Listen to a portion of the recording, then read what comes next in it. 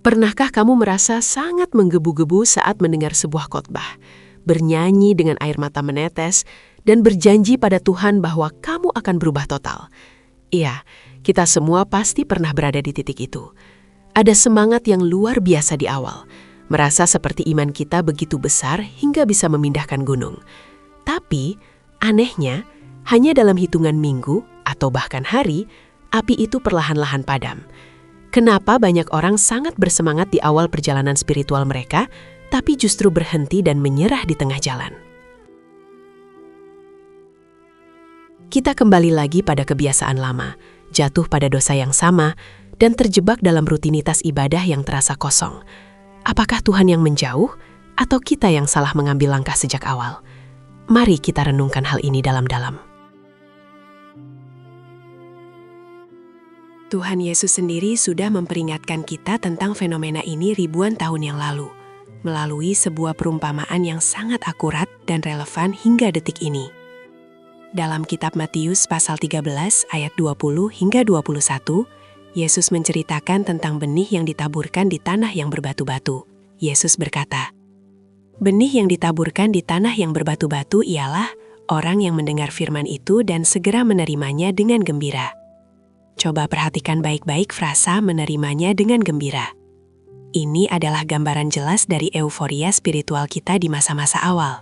Kita datang ke gereja, kita mendengar firman, kita menangis haru, kita mengangkat kedua tangan, dan kita merasa telah menemukan jawaban mutlak atas seluruh masalah hidup kita. Tapi tunggu dulu, kebahagiaan sesaat ini belumlah cukup untuk membuktikan kedalaman iman seseorang. Yesus melanjutkan peringatannya dalam ayat yang ke-21 dengan sangat tegas. Tetapi ia tidak berakar dan tahan sebentar saja. Apabila datang penindasan atau penganiayaan karena firman itu, orang itu pun segera murtad. Sungguh sebuah realitas spiritual yang menampar kita. Akar sama sekali tidak bisa tumbuh menembus di tanah yang dipenuhi oleh bebatuan. Tanah berbatu dalam perumpamaan ini melambangkan hati yang keras, hati yang masih penuh dengan egoisme atau kehidupan yang begitu padat dengan gangguan duniawi sehingga firman Tuhan tidak memiliki ruang untuk menembus masuk dan mencengkeram kehidupan kita. Saat badai penindasan, kekecewaan terhadap sesama, atau masalah finansial datang menyerang, iman yang tidak memiliki akar ini akan tercabut dengan sangat mudah. Inilah jawaban sesungguhnya, mengapa imanmu sering gagal di tengah jalan. Jadi, mari kita bertanya pada diri sendiri, apa sebenarnya akar yang dimaksud oleh Yesus? Akar dari iman kita tidak lain adalah pengenalan yang intim dan pribadi akan firman Tuhan itu sendiri. Bukan sekedar tahu menghafal ayat-ayat Alkitab, bukan sekedar rutin datang ke ibadah setiap hari Minggu, tetapi benar-benar menjadikan firman Tuhan sebagai makanan spiritual kita sehari-hari. Sebuah tanaman yang sehat membutuhkan asupan nutrisi secara konsisten setiap harinya agar bisa bertahan hidup. Tanpa firman Tuhan yang meresap jauh ke dalam pikiran dan hati kita secara teratur, kita akan menjadi kering kerontang secara rohani. Mengakar berarti kita sengaja menghabiskan waktu dalam kesunyian hanya bersama Tuhan, membaca surat cintanya untuk kita, dan merenungkan janji-janjinya. Disitulah pondasi pertahanan kita dibentuk. Dan jangan pernah salah sangka atau hidup dalam ilusi. Ujian itu pasti akan datang menghampiri kita.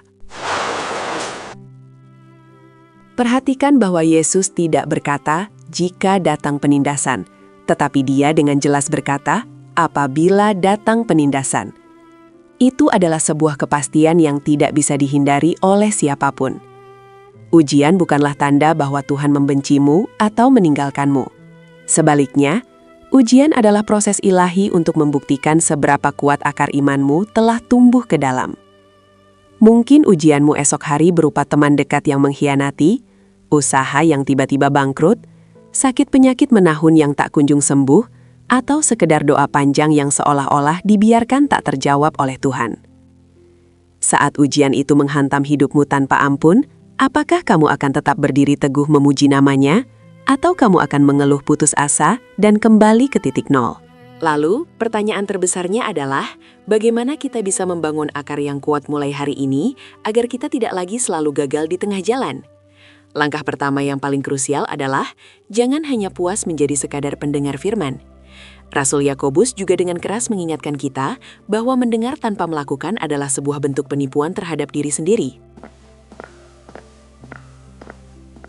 Ketika kamu mendengar khotbah tentang mengampuni, pulanglah dan segera ampuni orang yang telah menyakitimu. Ketika kamu mendengar firman tentang memberi, mulailah praktekkan kemurahan hati dari hal yang terkecil. Ketaatan dalam tindakan-tindakan kecil dan harian inilah yang membuat firman itu menjadi hidup dan berakar jauh menembus relung hati kita yang terdalam. Iman selalu bertumbuh pesat dalam ketaatan yang dipraktekkan secara nyata, bukan dalam teori-teori teologi yang sekedar dihafalkan. Langkah praktis yang kedua adalah membangun rutinitas spiritual yang sangat konsisten.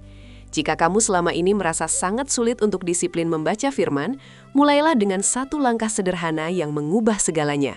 Buatlah jadwal saat teduh. Ya, sesederhana itu. Jadwalkan waktu pertemuan intimu dengan Tuhan, layaknya kamu menjadwalkan pertemuan bisnis yang sangat penting dengan seorang klien besar. Jangan pernah memberi Tuhan sisa-sisa waktumu di penghujung malam, ketika matamu sudah setengah terpejam dan sisa tenagamu sudah benar-benar habis terkuras. Berikanlah Dia waktu yang pertama dan yang terbaik dari harimu. Tentukan jam yang pasti, siapkan tempat yang nyaman dan sepi, lalu berkomitmenlah untuk sepenuhnya hadir di hadiratnya, tanpa sedikit pun gangguan dari dering ponsel atau notifikasi media sosial. Jika kamu benar-benar berkomitmen menghabiskan waktu 15 hingga 30 menit saja setiap pagi untuk membaca Alkitab dan berdoa, kamu sebenarnya sedang menyirami akar imanmu secara berkala, agar tidak mengering. Rutinitas ini mungkin akan terasa sangat membosankan atau mekanis di minggu-minggu pertama. Daging kita akan memberontak, pikiran kita akan dengan mudah mengembara memikirkan masalah pekerjaan, tumpukan cucian, atau urusan rumah tangga lainnya. Tapi teruslah bertahan. Lakukan dengan penuh disiplin. Seiring berjalannya waktu, saat teduh ini bukan lagi menjadi sebuah kewajiban agama yang memberatkan, melainkan menjadi kebutuhan jiwa yang teramat sangat kamu rindukan. Saat teduh yang konsisten perlahan-lahan akan mengubah perspektifmu, memberikan kedamaian luar biasa di tengah kekacauan dunia, dan memberikanmu kekuatan ekstra yang supranatural untuk menghadapi ujian harianmu. Ketahuilah satu hal yang sangat penting dalam perjalanan spiritual ini. Tuhan sama sekali tidak sedang mencari siapa yang bisa berlari paling cepat dalam perlombaan iman ini. Ada begitu banyak orang yang meledak-ledak dan bersinar terang di awal pertandingan, namun hancur berantakan jauh sebelum mencapai garis akhir. Tuhan melihat jauh menembus ke dalam kedalaman hati kita. Dia sangat menghargai setiap langkah kecil yang kita ambil, meskipun kadang kita melangkah dengan tertatih-tatih dan penuh luka. Ingatlah selalu, Tuhan tidak mencari siapa yang paling cepat sampai, tetapi Tuhan senantiasa mencari siapa yang paling setia. Kesetiaan adalah mata uang surga yang sangat bernilai tinggi. Tetaplah melangkah berjalan meskipun kamu merasa pergerakanmu lambat. Tetaplah percaya dengan segenap hatimu meskipun langit di atasmu tampak kelabu pekat. Kasih karunia Tuhan selalu cukup untuk menopangmu tepat di setiap titik kelemahanmu. Oleh karena itu, jangan pernah sekalipun membiarkan si jahat membisikkan kebohongan kejam di telingamu bahwa kamu sudah gagal sepenuhnya dan tidak layak lagi untuk bangkit mendekat pada Tuhan. Kegagalanmu di masa lalu bukanlah bab terakhir dari ceritamu bersama Bapa di surga. Selama kamu masih diberikan kebebasan untuk bernafas, anugerahnya selalu tersedia dan baru setiap pagi bagimu. Cabutlah batu-batu kerikil kekhawatiran, kepahitan, dan dosa-dosa tersembunyi dari tanah hatimu sekarang juga. Izinkanlah Sang Penabur Agung meletakkan benihnya yang baru ke dalam hatimu, dan kali ini, biarkan benih firman itu berakar kuat menghujam ke dalam. Menangislah di hadiratnya jika kamu memang harus menangis, beristirahatlah sejenak jika jiwamu merasa lelah, tapi tolong, jangan pernah berhenti mencintai Tuhan. Iman yang mampu bertahan melewati terjangan badai adalah iman yang kelak akan menghasilkan buah 100 kali lipat. Mulai hari ini, mari kita bersama-sama mengambil keputusan tegas untuk berkomitmen merawat akar iman kita, agar kita tidak lagi menjadi pribadi yang selalu patah dan gagal di tengah jalan.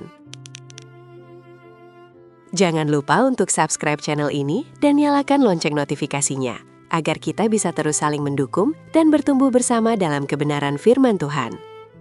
Tolong bagikan video ini kepada setidaknya satu orang teman, rekan kerja, atau anggota keluarga, agar mereka juga dikuatkan, tidak menyerah, dan diberkati hari ini.